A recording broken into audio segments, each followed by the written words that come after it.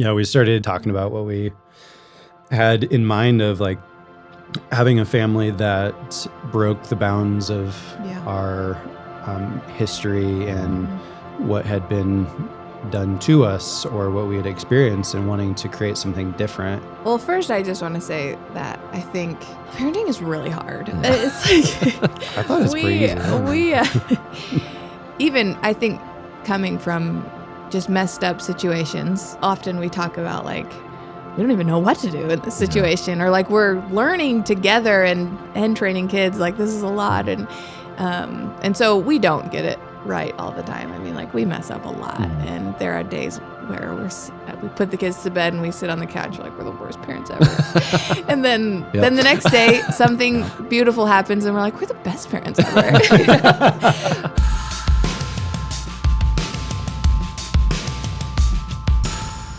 Hey everyone, welcome back to the Radiant Podcast. And today we have some good friends of mine, Abree and Bucky Thornock. Bucky, have done a podcast already about discipling our families. We just kind of talked as two dads, two pastors, two husbands, trying to figure out like, okay, how do we do this? And I was really excited to kind of have you and your beautiful, lovely, I wasn't supposed to say you're pregnant, but pregnant wife. I know you didn't. Don't say that. But here together, because a lot of what we talked about, even I was listening to it again, like it comes from a lot of like conviction and passion. And your guys' story is what creates the foundation for that conviction and passion. What burns inside of you guys to like disciple families, build families, ownership in that for this generation and the following generations came from, I think, the story and foundation of your guys' history as kids coming up and as spouses and parents. So we'll take some time. I just want to hear your guys' stories, kind of like I want people to hear your stories, and then kind of how did, from wherever that point was, the shift of you guys transitioning from not just being a kid, but also then now like having kids. What were some of the things that you decided to change because of that story? So I'll just call it out. Like, I think you guys spent 20 minutes figuring out who's going to go first. So, did you guys plan that? I'll go first. Abree's going to go first. Great. Yeah. Perfect. So, ladies first. Yeah, ladies first. It's going to be great. Yeah. And we're going to save the best for first. So it's great. Oh, great. Right. So before you just like dive in, because some of these stories is like, well, I was born at this time, but it's like, but you guys have been here at Radiant for, I think when we last talked, was it 5 years? Yeah, it was at COVID. Yep. You guys moved here at COVID. I think you had a job here at the church right when you moved here. Yeah. You didn't. Like, it was like this big faith step. Like, it was a lot. And so you guys were doing ministry before. I think you moved from Colorado, came here. Shortly after, Bucky, you came on staff and you were pastor in many different capacities. You were like online pastor for a little bit during COVID, and then you've stepped into kids and family and generational discipleship and as a pastor there, and then do 20 other things that no one even knows about, like help. I don't even know. Yeah, exactly. And so you guys have been here for a while. You have multiple kids. And so you guys are in the throes of it as well. And so that's why I'm excited. So anyway, that's my quick intro of you guys. And you had said a little bit in our previous, and if you haven't listened to that episode, like I encourage you to listen to that episode with me and Bucky talking about that, because I was showing Natasha some of the stuff that you had said, and she was like, man, that's just so good. Like, it's so powerful, so necessary for us, as we're raising our kids. So anyway, Abree. So good. Absolutely. Who are you? Hello, I'm Abree. So as you mentioned, like we have been doing ministry or been in ministry since we were dating. I mean, since we were married, and our whole marriage and family life, and something that we're extremely passionate about. But even as I share some of my story and growing up, I grew up in a ministry family, but it was extremely broken. And I think feeling the call to be in ministry, that was a scary thing. And being able to, having grown up in the family I grew up and thinking what is this going to be like for my kids? And so, wanting to do things differently, and what would that look like? And so just a little bit of my story. So my parents were youth pastors and at my grandparents' church, actually. Yeah. And they couldn't have kids for a really long time. And they adopted my brother and then miraculously got pregnant with me. So that was a miracle. I think I hear that like 500 times. It's like they can't have kids, adopt. And then that was Natasha.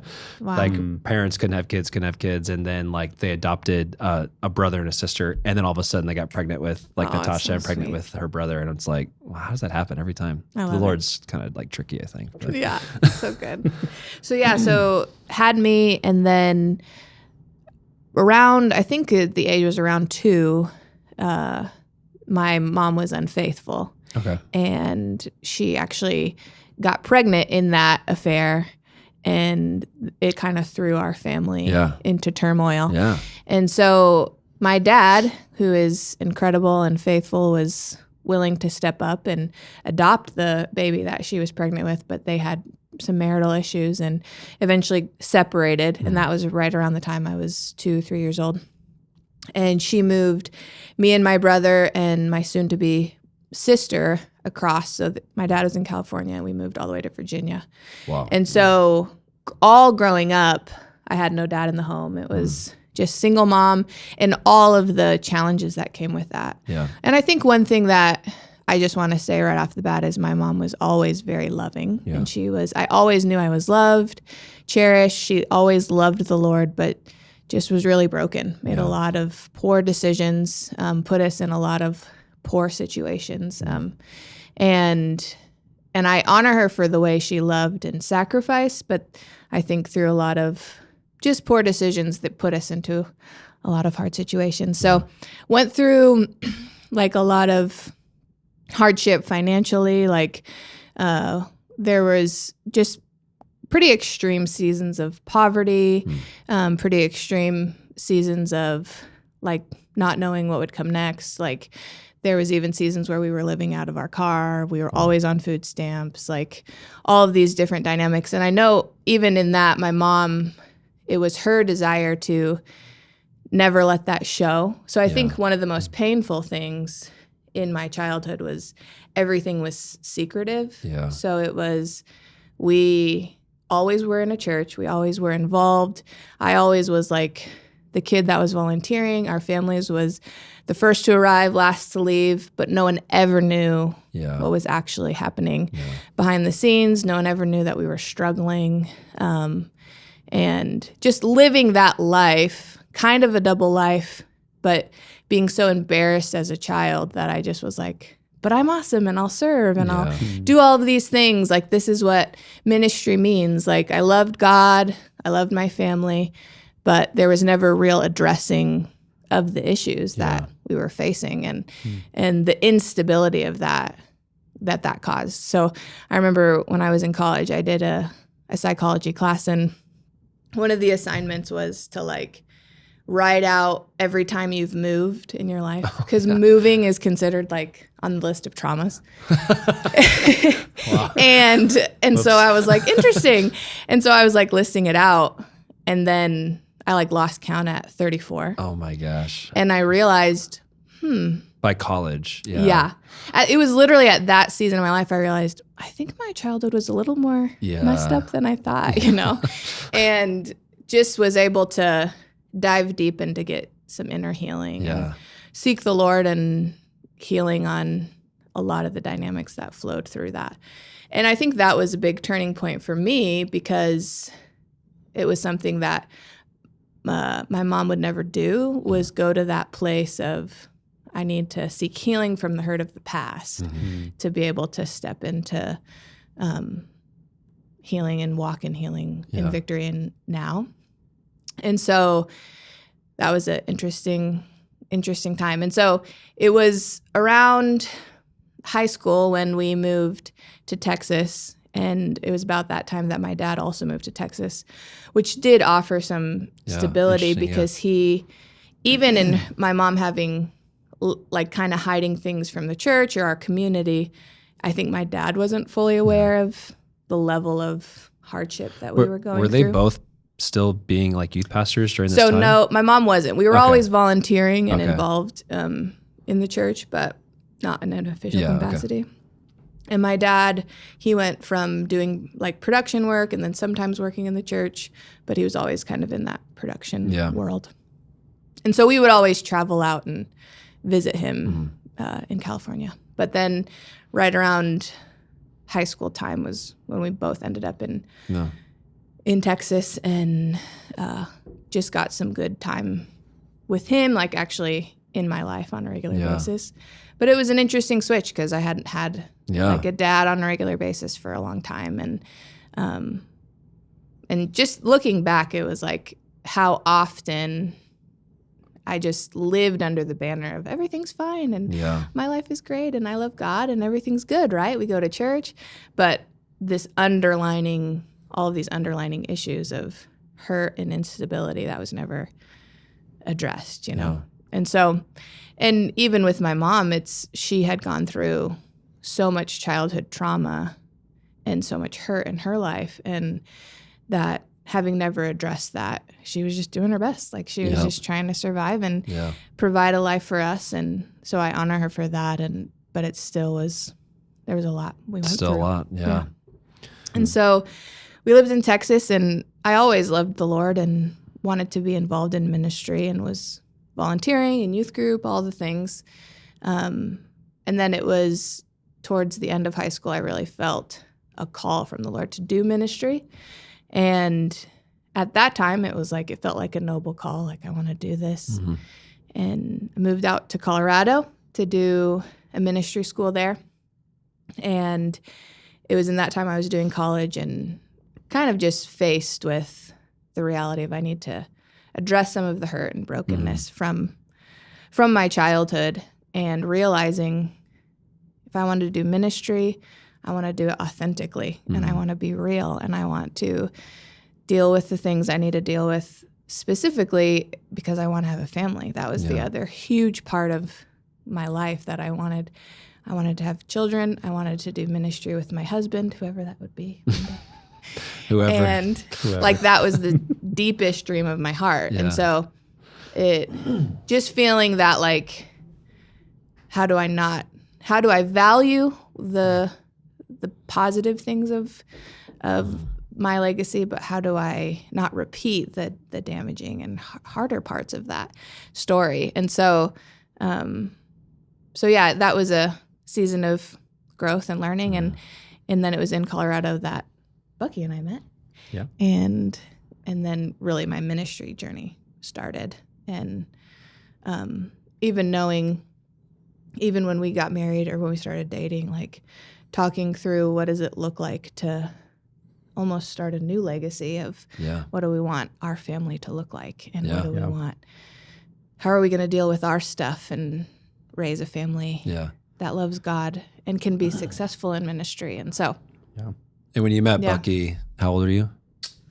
How old was I? 20? 21, 22. Yeah. Yeah. And Bucky was like perfect, like no issues. Yeah, it was exceptional. And so I was like, absolutely. So you're like, oh, perfect. This is great. I can start my new legacy. I don't have to worry about anything. Yeah. And so, Bucky, what were you like? What did you? This season? Yeah. How old were you when you met Abree? We're 6 months apart. Okay. So really early 20s. Yeah, like 22, 23. Yeah. She was actually on staff, and I was like an intern. And so it was pretty scandalous. Yeah, that's pretty scandalous. I actually might need that. I was a third year in our internship before we started dating. And I was a little admin. It wasn't like weird. Yeah. It wasn't that scandalous. Yeah. So what is your story like leading up to this point? So like, to kind of recap Abree's, is the, divorce at an early age. Mm-hmm. How old were you when you moved to Virginia? Like 3. Oh yeah. So that's early. Yeah. Very young.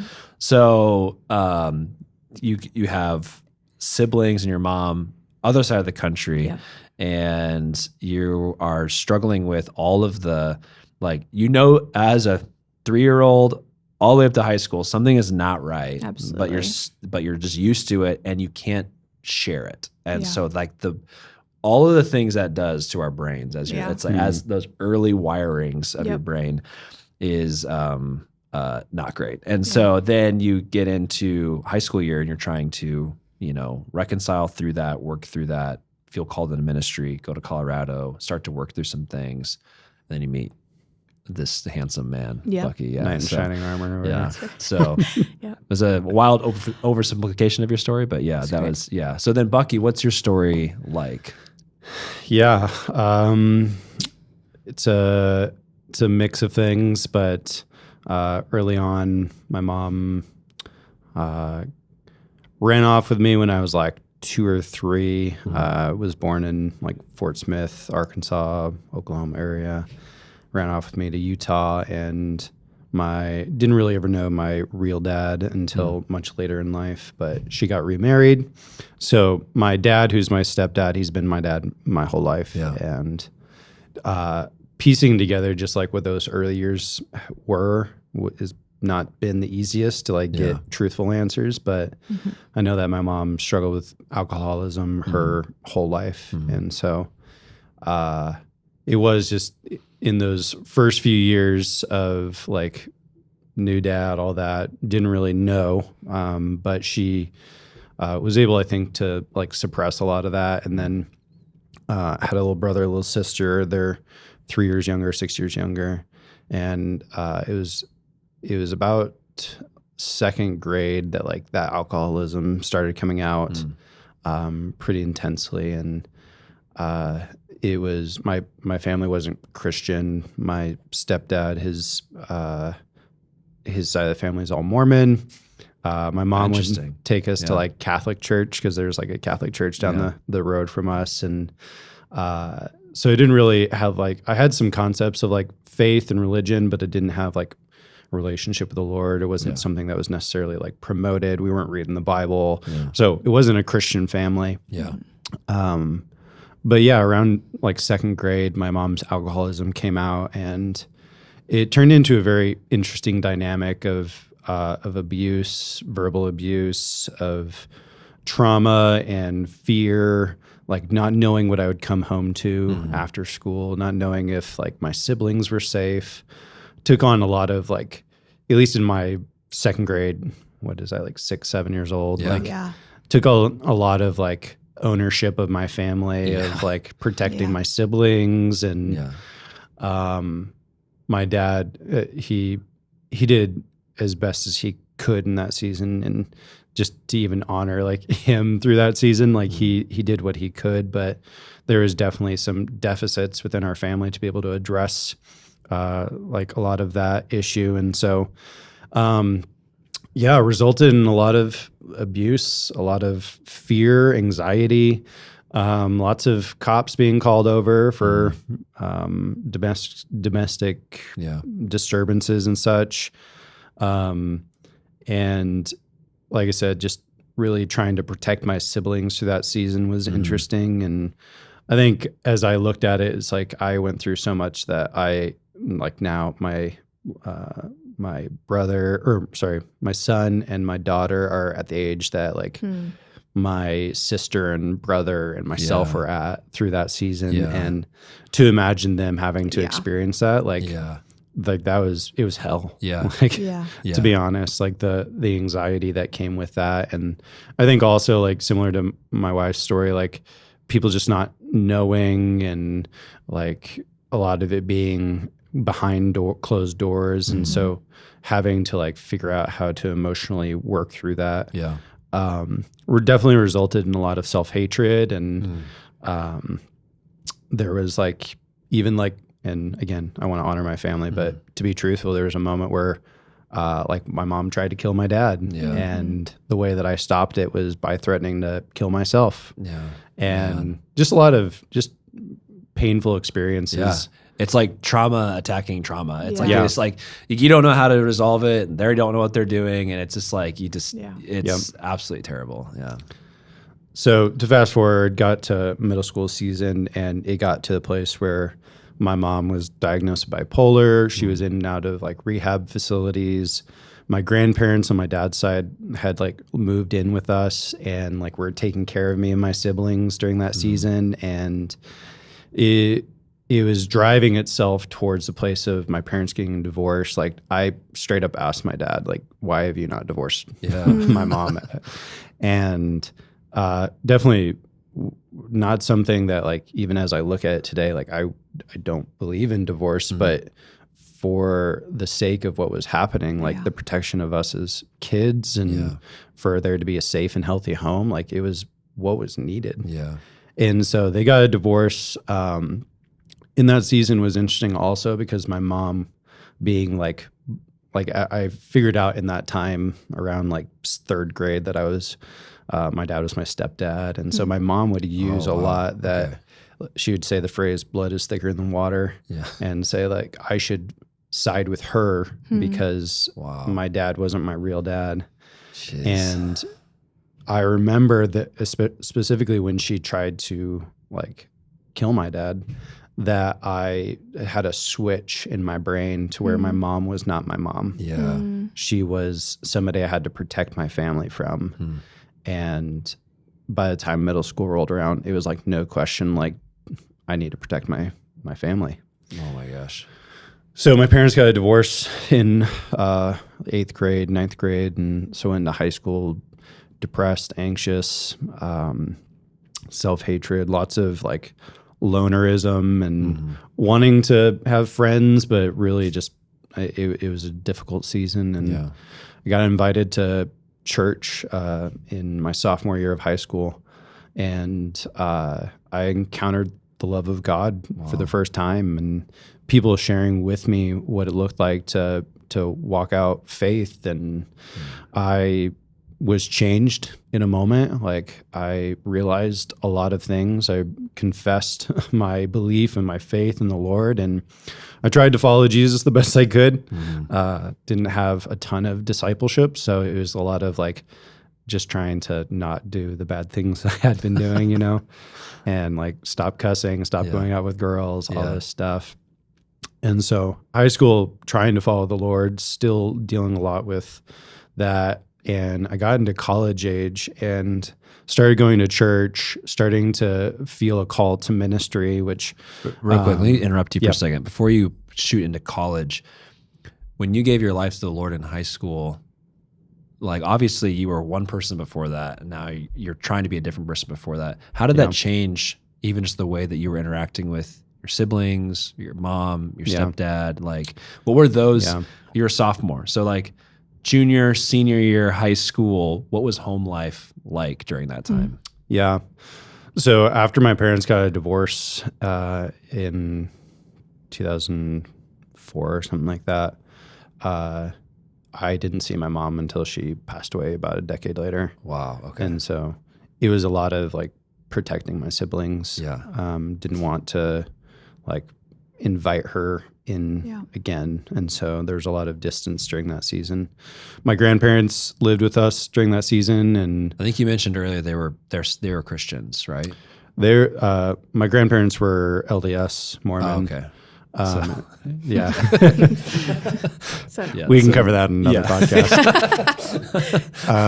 But I mean, my grandparents passed away in the last couple of years, and just honor them for the sacrifice they made. They were there for me and for my siblings. And the change in my interactions definitely, like I had intention and purpose around the way that I lived and tried to be the best example. But I'd love to say that I like turned into this evangelist and evangelized my school, but I think one of like realizing the importance of discipleship early on for people, like that we can't take that lightly. It would have made a big difference, but it wasn't really until college that I started to experience that. But I know it definitely changed my perspective. I did pray for my family to come to the Lord. And when I got into the college years, attending church, I was attending this little Baptist church in Gunnison, Colorado, and I remember I would sit on the back row because I got saved in a charismatic church. Okay. And so like like jumping around, dancing, holding up your hands, was not common in a Baptist church. And so I remember I would be in the back row to like not distract people. And, but I would literally weep to the point of like just weeping on the floor. And because I realized I was going to church alone. Wow. And I didn't have my family there. I saw other people's families, and it brought just such sorrow to my heart. And so being a father now and having my family with me is so important and so valuable to me. I would not sacrifice that for anything. Yeah. And I went to a couple of conferences and like, is this good? Yeah, it's good. My story just always gets me. Okay. And I'm gonna grab some Kleenex for you. Okay. So I started getting discipled in that season and wanting to, I went to a couple conferences, got a call to ministry, and I didn't really have a concept for what that is. So I decided to do the ministry training school, the same one that my wife did. And Praise the Lord. I dropped out of college, and it was a big decision because I was chemistry, mathematics. I wanted to be a professor. I wanted to be a teacher. I had my whole life planned out. And I dropped out and was working at a McDonald's to like pay off debt so I could go to ministry school. Wow. And I did that for a little over a year. And then I went to this ministry school, and I had a lot to figure out because I had some very like prideful, arrogant mindsets and a lot of brokenness in my own heart. And doing a ministry school like that, like really helped me dive into God's word, to be transformed in my mindsets, my theologies. And it was so helpful to have examples there to show me what it looked like to follow the Lord. And even in having a family, like seeing other families that really like showed me, how should I treat my wife? How should I treat my children? What should I value and want to instill into them? And so Aubrey and I met in that program, and which like, think about this for a second. Like, you guys just told your stories back to back, which, I mean, you told like, a lifetime of story in like 5 minutes each, basically. Yeah, I'm like sitting here, I missed so much. No, yeah, Good for job. sure. Which is, that happens. Yeah. And so, but someone needs to get to know you, and then they can ask you questions. But absolutely. But it's like other sides of the country, like, and the most, like, there's so many things that were going against you and thriving, and like even being, not even just thriving, but just like, or not even being a minister, but just thriving. Like, it's like out of all of those things, the Lord encountered you around the same times, got you in the same area, and you guys met each other. And like, we're going to talk about it a bit, but to see who you guys are now and what you stand for, what you believe in, like, you couldn't pay me enough money to think that like, oh, that's what they were like, that was their stories before. So to see like what the Lord has done is like absolutely insane. And to see like what you guys burn for and believe in, and somehow you guys found each other. It's like so wild. So, so true. Anyway, so you mentioned you met Aubrey. Yep. Yeah. Yeah, we started dating in that season and talking about what we had in mind of like having a family that broke the bounds of our history and what had been done to us or what we had experienced, and wanting to create something different. Yeah. And so even in having kids, I know I'm jumping forward because you already talked about it, but having kids, like I wanted to be a father. If there's three things that I like value above all things, I love my God, I love my family, I love my church. And to have a family, my son Ezekiel, like I love him to death, and I want to see him have the opportunity to follow the Lord and experience life and love, and not pretending to be perfect, but presenting an opportunity for him that wasn't presented to me. And I think we're doing pretty well at that, and it's come with its hardships and challenges. I mean, and then we've got our little girl Lucy, and I'm like still trying to like crack a smile from her. she just gives me the most like straight, like just dead face stares, and I'm like, oh yeah, hi, how are you, Lucy? She just stares at me, but that's great. I'm going to win her heart one day. will. I'm going to do it. Yeah. Just takes time. And then even having our third on the way. And I mean, even in that, like, to throw a few tidbits in there, it's like right before we moved here in 2020, like Zeke had like an allergic reaction scare where like thought it was you guys coming here, right? When you moved here? I was actually on the way to my mom's funeral, and Bucky was going to meet me there. So I was by myself with him. He was like, wow, I forgot not even this. one. Yeah. It was right. So it was right before we moved. I was on the island of Hawaii. Yeah. Suffering Far for the away. gospel. I was And I was by I was on a myself. ministry trip, you know. But horrible. I was in Hawaii and I get the call at 6 a.m. Yeah.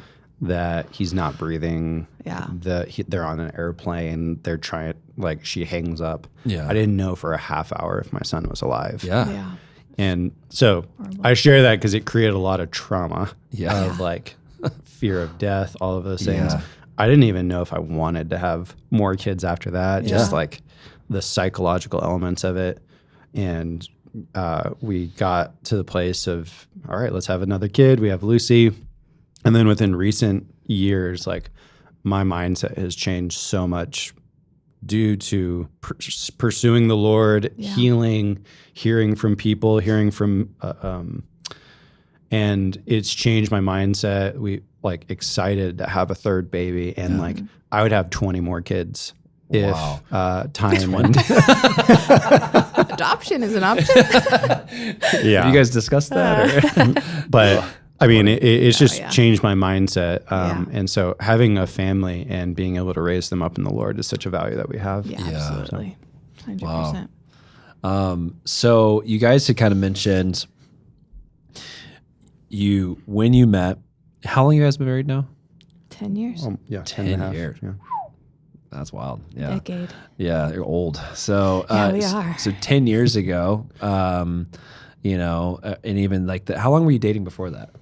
Sorry, We dated for 1 year. Okay. And we're engaged for 100 days. Yeah.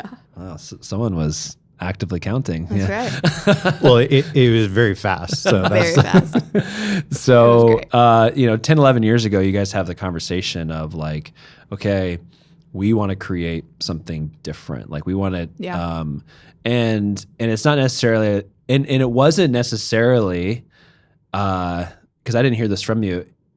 You sometimes you hear those conversations in terms of like opportunities, finances, like, you know, extracurricular activities where it's like, I grew up poor. I never got this. I'm going to give my kid a better life. So I'm going to like work super hard, make a bunch of money so that he can do anything he wants. And or it's like, I'm going to live in a place where he can do any sport or any of this. Like I'm going to give my kids a better life. And it's almost this prideful thing. Like, I didn't like what my parents did, so I'm gonna do something different. But that's not what your conversation was. Your conversation was like, hey, like we want to actually we want to raise our kids and in a home that will give them the opportunity to love Jesus and like to see Jesus and to experience Jesus. Yep. So obviously you guys, when you got, I assume that when you guys were in those 1 year of dating, 100 days of engagement and early years of marriage, that you didn't have all of your problems figured out. Like you were probably fresh out of, you know, just going through all of that stuff. Yeah. And then you guys get married and then realize, oh, we all have issues and he has issues and she has issues. And so as you guys kind of walk me through what some of that early process was like of you guys, because I don't know how long it was until you had Zeke. How many years? 3 years. Okay. So what were those first 3 years before kids? And then even the first, you know, year or so into kids, what was that like as you guys were trying to like, we want to build something different. We want to build a new legacy. What did you guys do to do that? Yeah. I mean, we had baked into it, like some of our own pursuits were being in a ministry school and receiving discipleship and having people around us, mentors, leaders that were very influential and helpful. And so I think a lot of it was being in that and knowing that we didn't have the best examples for us of how to have a healthy marriage, have a healthy, even like individual lifestyles. Yeah. And so being around others who had done the work and being around them was so helpful for us. So first years of ministry, we're doing a lot of that, being around people and experiencing and seeing a different way of doing things. And I mean, in first years, I tell everybody, you do premarital counseling, you should do postmarital counseling, because that's what they should really offer. You get the free follow up. Yeah, 1 month later. Yeah, like a year after, we like, to anyone that feels like you shouldn't have to do this, you should definitely do this. But we went to counseling like a year after, and we're just like talking through our problems, and they're like, the guy was like, so you're just like not communicating well, like, and we were like, had such like a perfectionist mindset of like anything that we're doing wrong is like bad, and so we worked on communication. We worked on being around people that were encouraging, edifying to us. And honestly, in those first 3 years, we experienced a lot of ministry pain and shuffles around, moving, and really we had to go through that, endure that together. I think leaning into one another, leaning into the Lord, and having people in our life that encouraged us was so helpful. Go. I was going to ask you. I think even having told a little bit of my story, one of the things I felt like we needed to and did prioritize and still do is community and being authentic, and not putting on a facade or a fake. Like when we have issues, we go to counseling, we seek advice, we humble ourselves, and I don't have it all together. I need help, and I need people to walk alongside me. And I think having grown up in a family where that was not the way, like it was like, put on a happy face, everyone's great, everything is good, we're in ministry, so we got to be good, and realizing that clearly doesn't work. Like we have to be authentic, we have to be real. When we're going through things, we need to seek help and seek advice and be humble about it. And that when you do that, there is fruit, much fruit, and the Lord is gracious and kind. And then also just prioritizing our individual relationships with the Lord, and knowing that He's got to be the center of this, and the center of our marriage, the center of our family, and that when that is in sync, things go smoothly. And when that gets out of sync, that's when we have issues. And so just continually in humility, again, bringing it back to that place. Like when we haven't done everything perfect, we haven't done every season perfect, but when we recognize we're getting off track, like either he or I will be like, all right, let's bring this back to the center. And so I think that's a lot of what those first 3 years were, and learning together. And so you like those first few years, as you guys are essentially rebuilding the legacy of being a husband and being a wife, it's hey, counseling is actually probably pretty healthy to do, and the basics of communication and basics community. Like you can't do it alone. The communication is like, how do we do this together? And the community is like, we can't, but we also can't be alone. Like can't just be us. And so, so good. What do you feel like were things that you guys did? So how old are your kids, Lucy? They're 6, almost 7. You said 6 and 2? Yeah. So you've had some of those foundational years now. So like those first 5, 6 years, what were things like what you described? Communication, community, counseling, which is like, that was a nice 3 C's there. And so like, what were other things that you guys started to establish now as mothers and fathers that were like, okay, we're going to do this, we're going to build this legacy? Yeah. I think is like kind of looking at, you can have some of those inner vows, like you said, of like things I'm not going to do, things I'm going to do this for my kids. And you'd still do them. It's like, Careful. So I think some of those things that like I was very intentional about is like, I'm going to be there for my kids. Like being in ministry maybe is probably part of why like all the give them everything they want. No, I didn't have that mindset. I couldn't afford it. But like being like an example of passion for Jesus. being available, being emotionally available, being intentional, being honest and real. Like those were some of my mindsets. And so like early on with like parenting and as a family, it's like, all right, we're in the prayer room together. We're worshiping the Lord together. We're reading the Bible together. We're praying together and singing songs at night. Like some of the things that we talked about with like the discipleship of our children, like so intentional and purposeful about those things. And it can, looking at it, it's like it wasn't just one moment or one time or just mountaintop moments. It's like consistency of doing that. And I've noticed that like over the years, it just compounds on itself.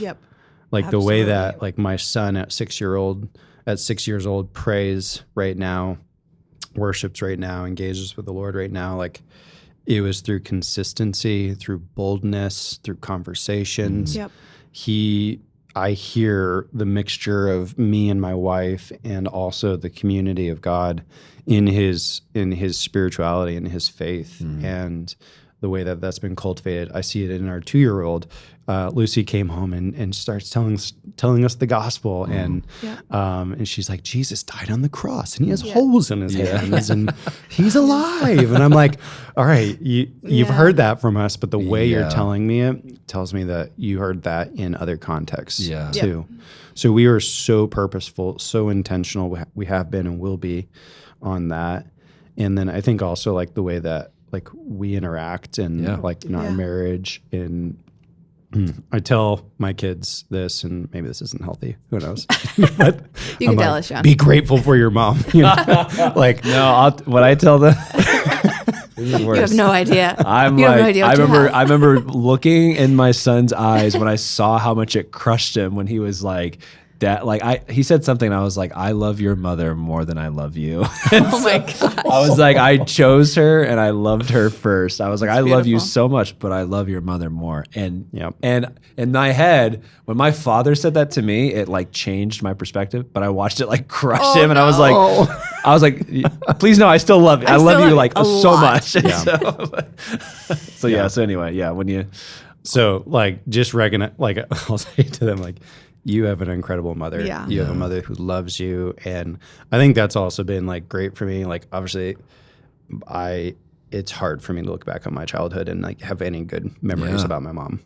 But obviously I look at my wife and how she engages with our kids and loves them, cares for them, cherishes them. And it's incredible to watch and see. And, and I think also it's like, I think you had that example from your mom. I didn't. So now I get to watch something happen that like I don't have fond memories of. And the blessing that is to my children. And then again, I think in humility, like the choices that I've made to be there and to be present and to be a father, a dad who's intentional about those things. I think all of those have gained us a lot of value in our family. For sure. Abree, what you got? I saw you open your Bible. What do you have for us? Well, first, I just want to say that I think parenting is really hard. It's like I thought it's pretty easy. Even I think coming from just messed up situations, like not the perfect situations. Obviously, everyone's got issues and everyone's got stuff that. So often we talk about like we don't even know what to do in this situation, or like we're learning together and training kids. Like this is a lot, and so we don't get it right all the time. I mean, like we mess up a lot, and there are days where we put the kids to bed and we sit on the couch like we're the worst parents ever. And then the next day something beautiful happens and we're like we're the best parents ever. But I think we should write a book. We should write. That was so amazing. And then the next day happens, you're like, let's scrap the book. Forget it. No one. We can't give advice to anyone. This is awful. But I think just something that as I was thinking about this podcast and what we were going to share, just the reality of signing up again each day and being faithful. And so in Psalms 37:3, it says, trust in the Lord and do good, dwell in the land and cultivate faithfulness. Delight yourself in the Lord and he will give you the desires of your heart. Commit your ways to the Lord. Trust also in him, and he will do it. He will bring forth your righteousness as the light and your judgment as the noonday. I think one of the biggest things is just doing it with the Lord, like having him be at the foundation. And when we don't know where to turn, like, yes, we have community and that is essential, but also like having him be at the foundation and truly praying. I mean, I know it's like one of the most simple things that can feel so complex and so simple, but just really continually bringing our family before the Lord and like, Lord, help us parent, like help us. How do we get our daughter to stay in bed at night? You know, like literally give us insight into them to parent them where they're at. And then just being faithful, meaning like signing up again, like this was an awful day, but we're going to do it again tomorrow. And the reason I got a little bit emotional when Bucky shares, always when he shares that story about being in the back of the room crying because he wants to have his family with him. There's been moments where we take communion as a family or where we do something as a family and Bucky is leading us.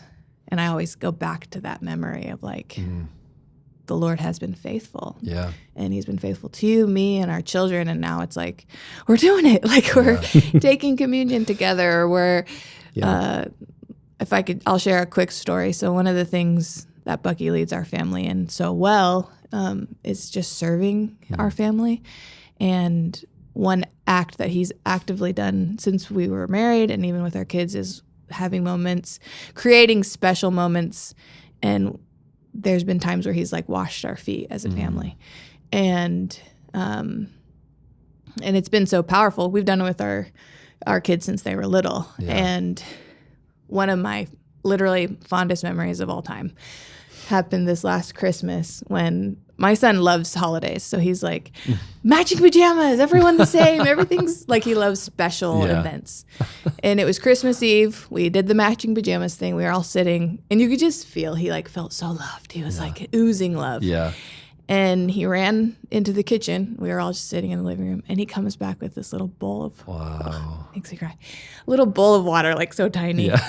And he's it was like, literally like a takeout. It was like takeout dish. A little plastic Tupperware. He spilled half of it on the floor. It was like unprompted by us. Yeah. And he came with the little bowl. He got on his knees and he started washing our feet. And it was just like, as mom, just like, exuding love and pride in him. But really a lot of what I felt in that moment was appreciation for Bucky because he cultivated that. And even with what he was saying of like...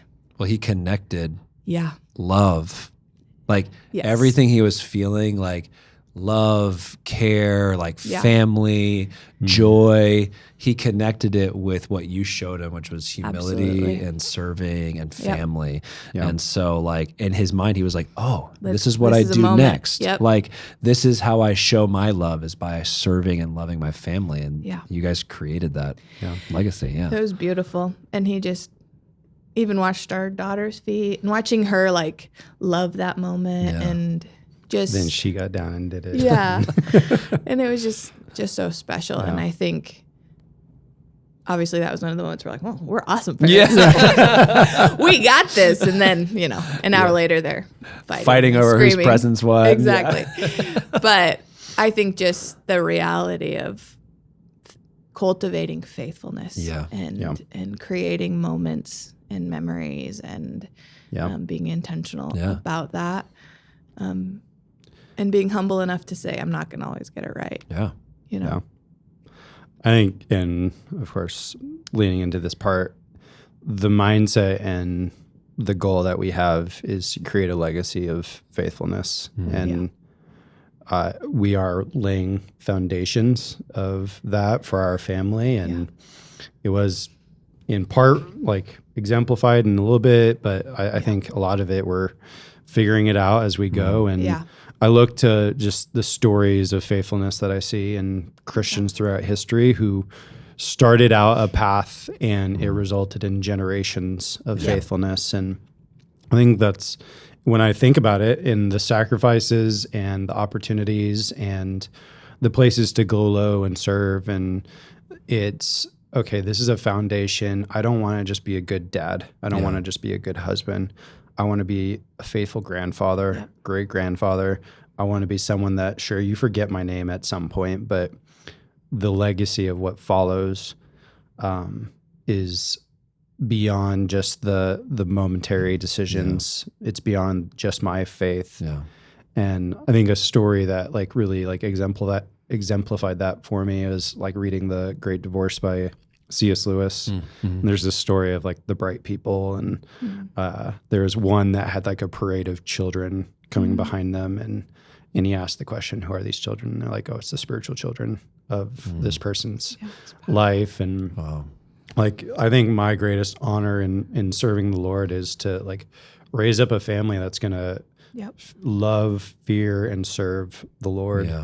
And if my daily decisions, the little things that I do help to contribute to that, like I believe and know that like part of my mission and purpose is to do that.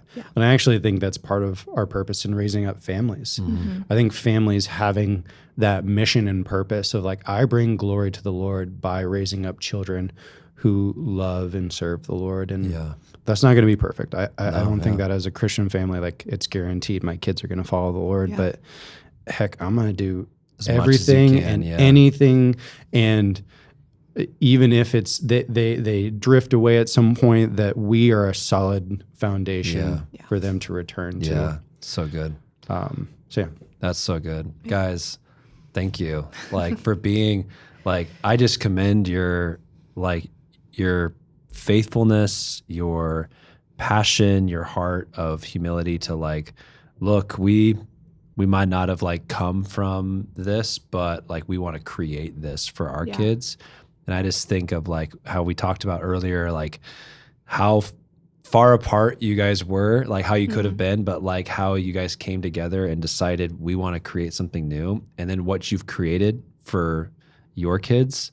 But then also because of your ministry for other kids and other families, like what would your kids' story, would they even have a story? Like if you guys hadn't have chosen like to say, hey, we're going to commit our lives to this. And so thank you for being you. Thank you for those moments. I love the phrase you kept saying over, you guys said it multiple times in the stories of, it's not about these big, huge things like, oh, we're going to like do this really big thing. It's like, no, every day, these little moments, we're going to create these examples.